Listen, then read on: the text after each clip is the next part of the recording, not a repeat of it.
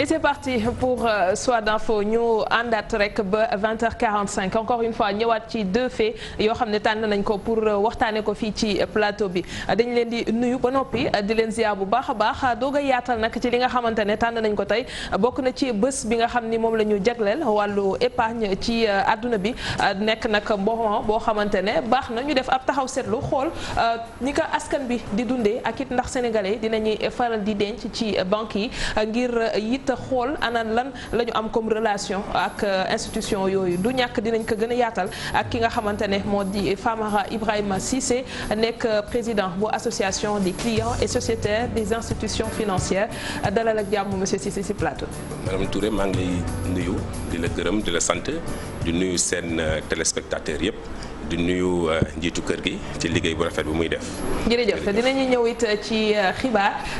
rédaction bi ni ñu koy defee ak ñaari édition yi buñ ci noppee dalal suñu beneen gan di Maguette Sène nekk responsable APR nekk it maire Malicounda doon président amical des administrateurs civils du Sénégal bañ ko falee nag ca bopp amical boobu yàggul donc nag dina teew fii ñu waxtaanee seen wàllu liggéey xool it ana yan défi moo leen di xaar jamono ji ci li nga xamante ne ci la ñu jëm lépp ngir fexe administration territoriale bi mën a def liggéey bu mucc ayib dinañ ci ñëw bu ci teewee fii gannaaw 20h bi keneen koo xamante ne dafa war a taxaw fii daa tardé naa ko def noonu rek comme ni may def Pape Djibril comme ça ñu ne xaw na équilibré mu di Binta Diallo du ñàkk léegi mu teew fi ñu gën a yaatal ak moom ni ñuy ànd ak chaque jeudi daal di gën a yaatal waxtaan bi bés bi ñu jagleel épargne ci àdduna bi ndax sénégalais yaa ngi épargne. Sénégalais yi nekkuñu di épargner parce que taux d'épargne bi dafa faible taux d'épargne bi mu ngi toll si téeméer boo jël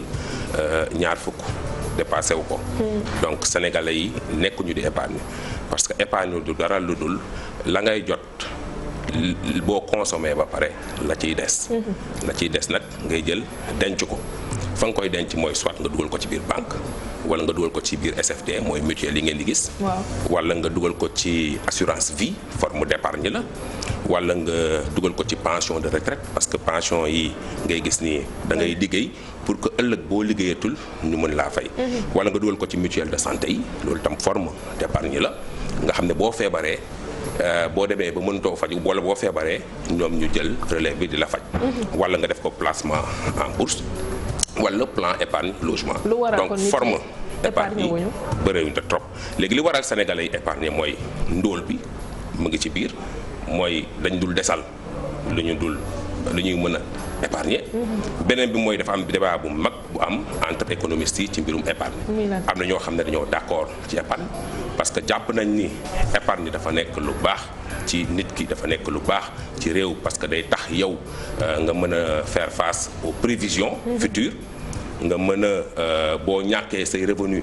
épargne bi war la mën a jàppale wala boo feebaree épargne bi mën la jàppale. donc épargne pour ñoom dafa baax parce que tamit day xeex thésaurisation day tax xaalis bi nekk ci circuit économique bi di dox. épargne dafa baax parce que tout simplement banques yi ci épargne boobu la ñuy jël di leble. bay fàttali ni taux épargne boo xam ne banque centrale moo ko fixé dafa nekk ci 3,5% daanaka téeméer boo jël ñett ak genn wàll dañ la koy tegal at bu dee. boo épargné téeméer ba at bi jeex di nga am téeméer ñett ak genn wàlla yu ci coppal tegal la ci. donc banques yi dañuy am suffisamment de liquidité pour mën a financer économie bi économie réelle joxe ay prêts yoo xam ne dañ koy joxe ci téeméer bu nekk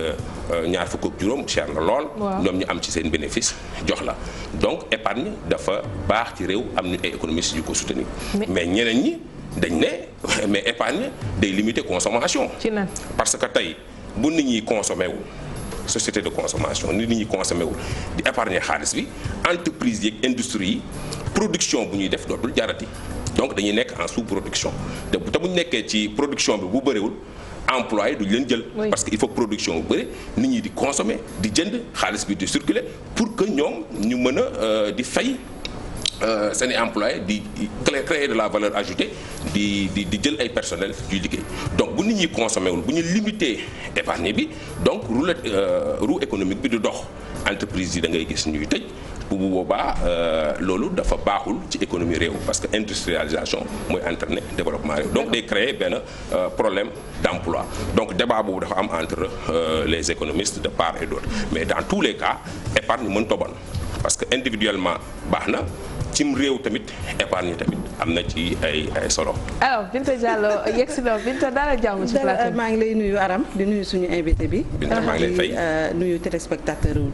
Télé Futurs Médias. très bien dañuy ñëw ci rapport bi nga xamante ne moom la client bi di am ak banque bi wala beneen institution financière bu mu mën a nekk parce que am na solo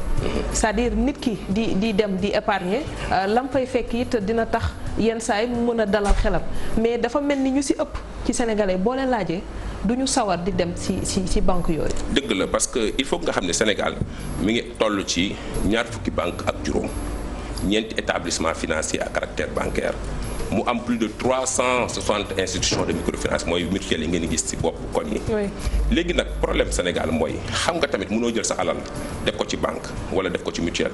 bëgg ci jot mu tëla ñu naan la gab bi dafa paan ak ngay wër dëkk bi wut xaalis bëgg wala nga dem ci guichet ba di fa def 2 heures 3 heures de temps loolu day tardal économie dañuy préférer ñoom jël ko dóor ko seen suuf ron lan bu ñu xëyee di ko gis saa ñuy soxlaa jënd dara ñu jël ko loolu nag baaxul ci réew parce que loolu mooy thésaurisation day rey économie dëkk boo demee ci marché yi da nga gis marché bu tàkk ay 80 millions yàqu ak yooyu noonu loolu baaxul ci réew parce que coût de fabrication billet de banque yi ngay gis ni dafa cher parce que defaruñu ko Sénégal chamalière lañ koy defar ci benn ville française boo xam ne chaque année banque centrale day def commande malheureusement nag billet yooyu buñ ko utiliser wul bu baax jaaykatu gerte jaab bi wala jaaykatu këriñ bi jël ci boxoñ loolu daf day tax ñun ñuy chaque fois génnee xaalis dem di jëndi billet mais avec technologie bi am avec l'inclusion financière xam naa dinañ ci ñëw permettre tey xaalis bi dañ ko numérique bi ak technologie bi dafa tax l'argent maintenant est électronique dañ ko électroniser waaw parce que statistiques yi wane na ni 16 millions de Sénégalais en 2017 am nañ ligne téléphonique y a 16 millions de lignes téléphoniques ce qui veut dire que Sénégalais bu nekk am nga ñaari ligne téléphonique sa portable wala nga am nga 2 portables au moins donc foofu la ñu bëgg a jaarle inclusion financière bi pour atteindre ces populations qui sont. te man lu ma jaaxal si moom mooy ne tey jii booy liggéey di fayeeku weer ngay jaarale sa xaalis ci banque yow déjà boo ñëwee jël prêt dafa mel ni yow tu t'en sors plus prêt bi buy waaj a jeex tu es obligé nga demaat jël te li ngay jël bu ñu la waxee taux préférentiel bi da ngay waaru ay 8% yoo xamante ni après dinañ ci jël ay assurance jël si yeneen nag yeneen yoo xamante ni xaalis bi nga laajoon sax du loolu lañ lay jox te li ngay fay aussi doo xam lan la prêt bancaire du jeex balaa muy jeex nga jëlaat est-ce que les gens ne comprennent pas c'est quoi ce système bancaire. dafa créer benn situation de surendettement auprès des travailleurs dafa créer tam benn situation boo xam ne mu ngi rey liggéey parce que booy liggéey da ngay bëgg di mën a satisfaire ses besoins primaires lekk bi naan bi sol bi logement bi au moins mais bu dee yow yaa ngi liggéey te liggéey mënul la satisfaire loo besoins primaires yi dootoo liggéey te bu yàggee liggéey day dee. lu waral loolu mooy xam nga en 2002 dans l'espace du mois dañoo jël benn mesure boo xam ne dañu ne bancarisation salaire yëpp bu tollee ci 100 000 wala mu ëpp ko. dañ koy bancariser dañ koy yóbbu forcément banque. en 2002 la banque centrale jël mesure bi dans l'espace du mois Sénégal mu ngi ko appliqué def ko intégré ko en droit interne en 2004. depuis lors trésor public fayekul billetage yi ñu doon fayeetul salaire bu toll ci 100 000 francs da nga koy yóbbu banque mais boo ko yóbboo banque il fallait que ñu jël des mesures d'accompagnement parce que tamit neexul weer bu nekk sénégalais bu nekk ñii 3 000 ñii 6 000 ñii 7 000 entreprise yi 200 000 300 000 ñu tuddee ko agio ñun ñëpp ñu dajale ko ne banque yi yéen a moom ba pare tey boo jëlee prêt taux bu ñu lay wax 8% amul ku la ko wax banque bu la ko wax da lay nax ay dëgg sërëxal la il faut que information bi ñu koy jox client bi mu koy xam parce que dafa am taux nominal ak taux effectif global taux effectif global bi mooy expression de la réalité financière moom mooy xayma xaalis bi ñaata nga ko jëndee parce que may fàttali ni banque commerçant la boutique la buy jaay day jënd xaalis di ko jaay fu mu koy jëndee mooy ci banque centrale ci benn taux bu yambamaay bu ñu wax 2,5% téeméer bu nekk ñaata ak genn wala mu jënd ko ci Mazamba ci benn taux boo xam ne 3,5 parce que banque centrale dafa ne taux de rémunération épargne bi boo dencee sa xaalis dañ koy weer bu nekk at bu nekk dañ koy rémunérer 3,5% foofu tamit il faut ko préciser parce que gis nañ ay banques yu bëri yoo xam ne da ngay denc 3% duñ ko respecté da ngay ñëw ci 3% ñu dagg ay frais loolu c'est pas normal mais nag ñun nee nañ leen jaay leen double daanaka boo jëndee 2,5 jaayil 5 mais amul benn banque buy jaay 5 amul benn banque buy jaay 8 ñu ngi ci diggante 14-15%. mais yow nee nga banques yi duñ joxe information bancaire yi client bi nga xam ne dafa ñëw di jël prêt lan moo tax c'est parce que client bi dafa nekk dans l'ignorance totale wala dafay am problème ba tax na day yàqamti rek coûte que coûte ñu jox ko prêt bi après nag mu toog naan mais prêt bi kañ lay jeex du xam mu kañ lay jeex. illettrisme financier dafa am illettrisme financier. analphabétisme financier boobu benn dafa am parce que nit ñi xamuñu dafa am désinformation bu ci am xam nga banque boo fa duggee dafa war a am benn tableau de condition générale boo xam ne dañ ciy def prix yëpp mais malheureusement rare na ay banques yoo xam ne da nga fay dugg gis tableau de condition générale wala boo ko gisee fa nga koy seen day sore ba nga xam ne yow doo ko mën a gis doo ko mën a teg bët loolu benn du yoon parce que du cash du transparence parce que transparence dafa bëgg ni yow bu client bi di contracte prêt benn ngeen toog waxtaan waxtaan bi mooy da nga koy faram-fàcce convention bi lu ci nekk lépp mu xam nga wax ko taux effectif global bi mu xam nga wax ko en cas de défaut de paiement lu ko ciy fekk garantie ngo donc nga jox ko toutes les informations parce que sa responsabilité dafa engagé mais lui est approuvé la ñuy gis pamti ba pare dañuy jouer ci yow psychologiquement ñoom yenn saa yi sax ñoo ñëw ci yow ne la mais ñëwal jël prêt parce que fi mu nekk nii yow sa niveau d'endettement faible na ñëwal jël prêt nga dem yow bëgg a jël nag am benn soxla nag sama banque yi waxoon na ma pour ma ñëw jël nga ñëw ñu naan la non da ngay bàyyi ba lundi nga ñëwaat beneen lundi bi ñu ne da ngay ba léegi nag créé nañu psychologiquement benn besoin ci yow bu ko defee yow boo ñëwee boo demee ba daw ba sonn nga ñëw ñu ne la waa léegi affaire bi génn na kaay lui est approuvé signer fii ngay signer rek di signer rek déjà écriture yi dafa ndaw doo ko mën a lire correctement duñ la may temps xam nga ñun dañ leen wax client bi jox leen ko convention mu dem tëdd këram mu lire ko ñu bañ ñu ne leen jox leen ñu ko ñun ñu def ko ci net bi nga xam ne aram balaa moo génn këram day xool ci net bi convention ba mu jeex tàpp mu lire ko ba mu jeex tàpp bu ko defee bu ñu ko nee lui est approuvé mu xam lu muy signé mais loolu lépp dañ ko bañ parce que transparence ci boppam moo leen arrangé wul gis nga nit ñi bu ñu xamoon mais lan mooy taxawaay tamit nit ki parce que tamit di dem même soo bëgg tamit prêt am na loo xam ne moo la war par rapport ak fi nga jëm lan mooy taxawaayu sénégalais bi nga xam ne tey bëgg na prêt boobu noonu par rapport ak banque bi ndax gëw ma ni yenn saa yi dina am facilité boobu noonu pour am information bi nga xam ne moom la soxla waaw information yi désinformation à la limite moo am parce que en réalité information bu ñu la jox dañ koy tronqué même bu ñu lay informer duñu la informer pleinement xam nga sànq wax nga taux bu 8% alors que derrière le taux y a les taxes yoo xam ne dañ la koy dagg waxuñu la ko boo laajtee 5 millions du 5 yow nga def projet 5 millions du 5 millions lañ lay jox dañ lay jox 4 millions 500 dagg ci ay frais yoo xam ne waxuñu la ko woon te doo ci mën dara te boo xasee ba signé dégg nga te ñun dañ ne nañu voté ci dëkk bi benn loi bu ñuy wax la loi sur les délais de rétractation loi boobu day permettre client parce que client ak banque tolloo ju doole saa yu client bi tooñee banque bi am na ay moyens pour dal ci kawam saa yu banque bi tooñee client bi amul moyen de sorte que dañoo war a voter ay loi protectrice des clients bu ci njëkk mooy la loi sur les délais de rétractation bu may wax nii loi bi dafay wax ni léegi bu ñu la pamtee noonu lui est approuvé ba nga signé ba pare am nga 1 mois yoo xam ne à tout moment mën nga ñëw renoncer même bu dee récupérer nga xaalis ba pare boo demee lire convention bi am nga bàyyi 1 mois boo xam ne boo lire convention juste lu la neexul am nga droit ñëw déposer xaalis bi delloo ko. te gis nañu commerçant yi nekk ci marché yi par exemple bu marché bi lakkee di nga ñëw nga ne sama biir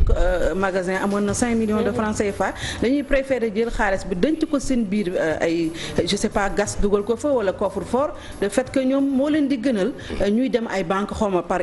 illettrisme bancaire li nga waxoon sànq la mais yéen dama leen di interpeller par rapport à ça manque de confiance yéen dañu waroon sentir quelque part yéen ngeen apporter le aux clients aux usagers de banque information yi nga xamante ne war nañ ko xam mais on ne vous sent pas dans ce combat là xëy man je sais pas si c'est ça ou pas. pourtant ñu ngi ci combat bi baax xam nga thésaurisation bi ñun dañ koy dénoncer ñun nous sommes pour la bancarisation nous sommes pour l'inclusion financière taux de bancarisation bi faible na lool 20% la téeméer bu nekk ñaar fukk la strict taux de bancarisation élargi mooy buñ ci boolee mutuelle yi ngi nekk nii day dem ba 47-48%. taux d'inclusion financière bi mu ngi ci 69% corrigé donc ñun ñu ngi ciy xeex di joxe information parce que banque en réalité bonul dafa baax ci réew dañ ko soxla parce que moom day jouer benn rôle d'équilibre dafa war a jouer dafa war a effacer les disparités sociales tey kii am na milliard kii amul dara milliard bi mu jël ko dugal ko ci banque bi ñi amul dara te am métier te mën a liggéey banque bi jël ko détaillé ko ci ñoom jox leen ñuy liggéey di fay teewul kii denc milliard am dina am lu ñu koy compal jox ko mais ki nekkoon à 0 nga xam ne amul dara dina mën a nekk à 100 à 200 ndànk-ndànk donc déséquilibre social bi da koy régler donc banque bu dee jouer rôle correctement banque lu baax la ci réew mais thésaurisation ñun dañ koy dénoncer c'est pas du tout normal surtout au niveau des institutions de microfinance sànq exemple bu nga joxe commerçant bi jël ay millions tey la këram joxe pour mën a bëgg a liggéey rek tay la kër gi banque ñu jox ko ay millions mu war a liggéeyal marché bi tàq sinistre arrivé ko mu woo huissier de justice mu constaté ñëpp jox ko ci télé TFM wane ko lépp wane ko waaw kooku banque ba xëy suba génne ko këram gën ko toroxal génne ko këram nangu kër gi gën ko appauvrir moo tax beneen loi ñëw ñu ne il faut que ñu voté ko la loi sur le délai de grâce c'est-à-dire que bu le sinistre arrivé ba ñu constaté ko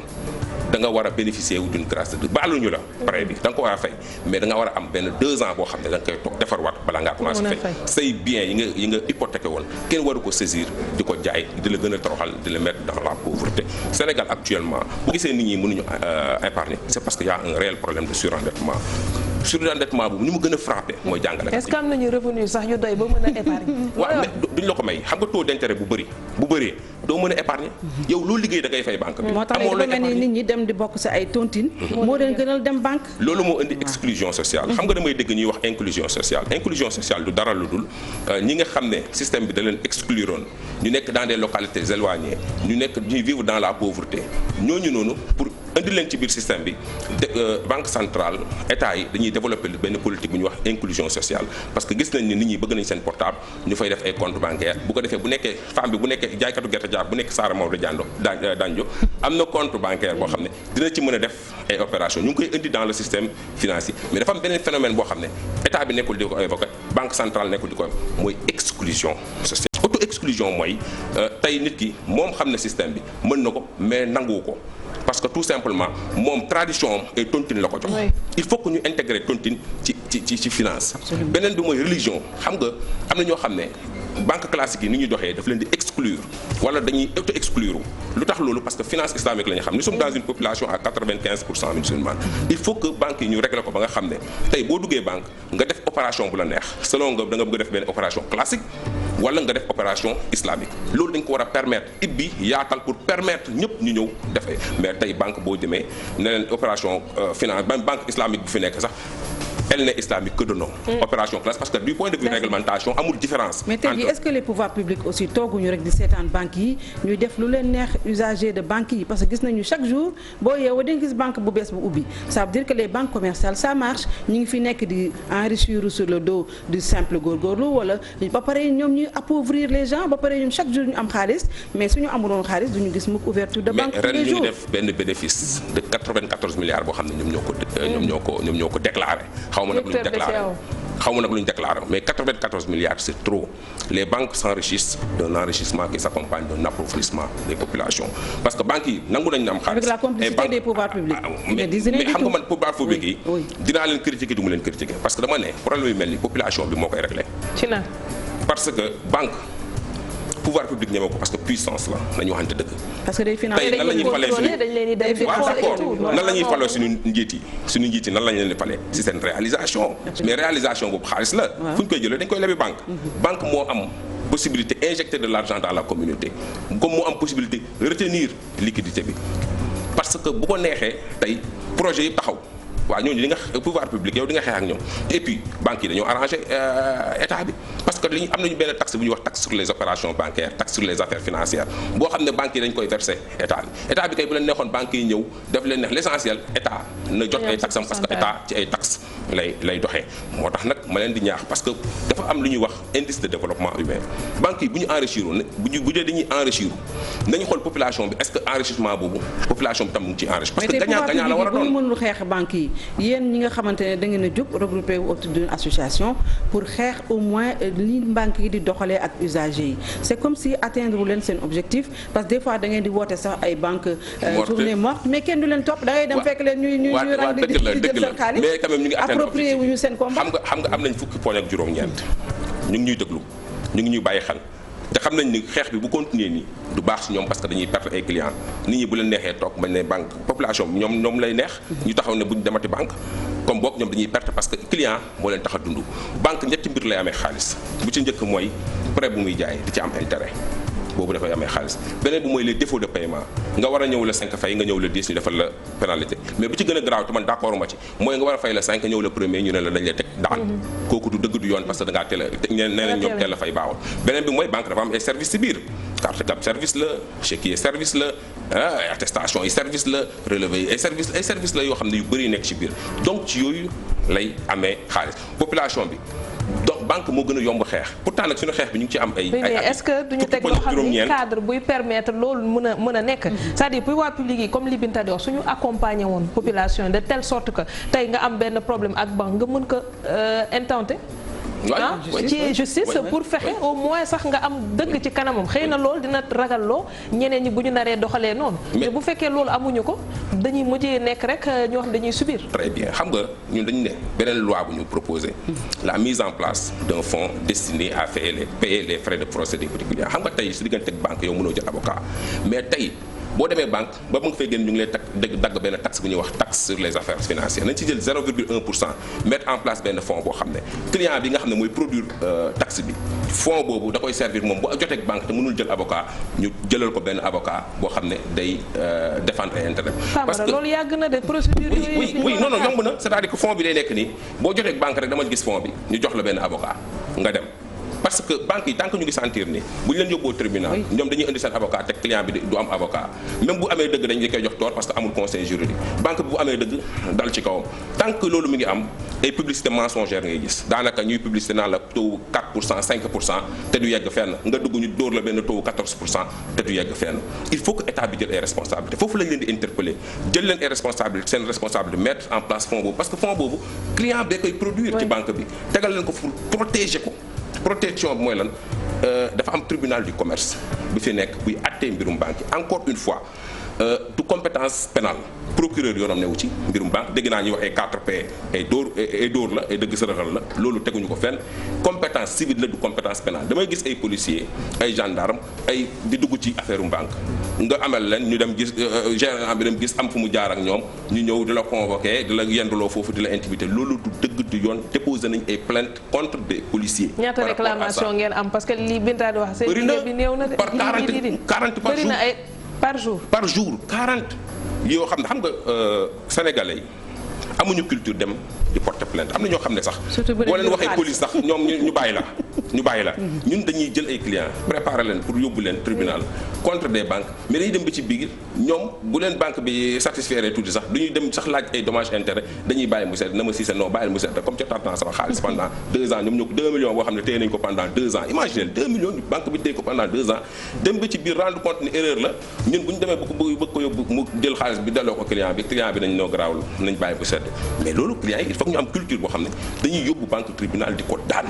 bëri na fi ñoo xam ne ñu ngi leen di préparer di leen armé yóbbu leen tribunal jëlee leen avocat parce que jël nañu ay avocat association ñoo xam ne ay avocat yoo xam ne dañuy accompagner les clients non avocat yi ma leen di remercier au passage maître Faye maître El Hadj Diouf tamit mu ngi ci biir waaw dañuy jàppale parce que amuñu moyen fan la ñuy mën a jëlee moyen lu dul ci cotisation clients yi parce que en réalité ñan ñooy victime banque yi du borom xaalis yi borom xaalis moom taux bi yomb na ci moom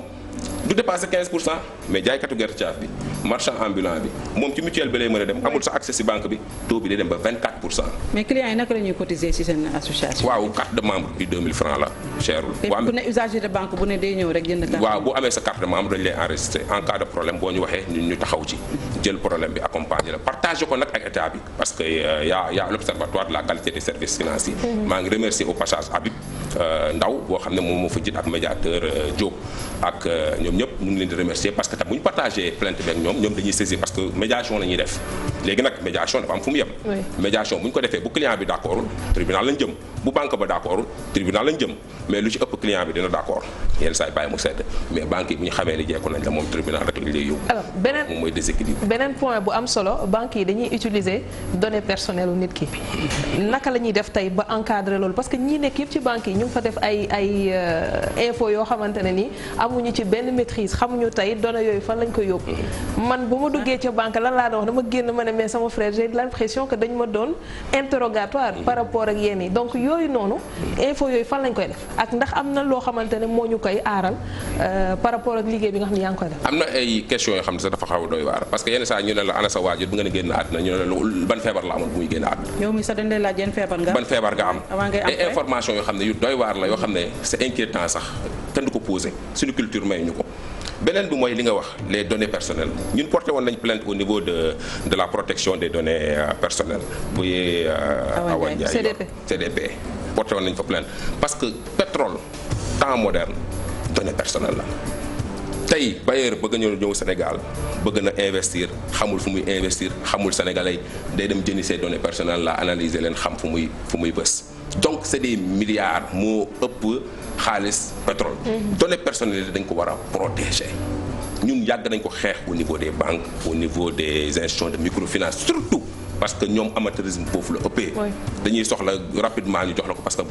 beaucoup d'employés ne sont pas professionnels ay stagiaires la ñuy jël pendant 5 ans 6 ans même banques yi sax duñu recruter employé ay stagiaires la ñuy jël di la stage loolu di la tourner donc données personnelles yi dañ ko war a protéger et état bi daf ci war a jël ay responsabilités léegi nag am na benn BIC fi nekkoon bureau d'information sur le crédit boo xam ne banque centrale moo ko mettroon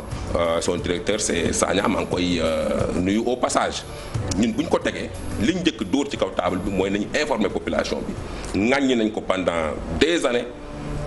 pour que sénégalais yi bañ a signer le rapport de solvabilité mais bu ñu demee ba jox ñu ay assurance xamal ñu ni c'est de la haute technologie et que les données sont sécurisées bien sécurisées dañ ne comme c'est wax nañ ci ba ñu gën a sécuriser les données ak yenn information yoo xam ne dootuñu ko laajati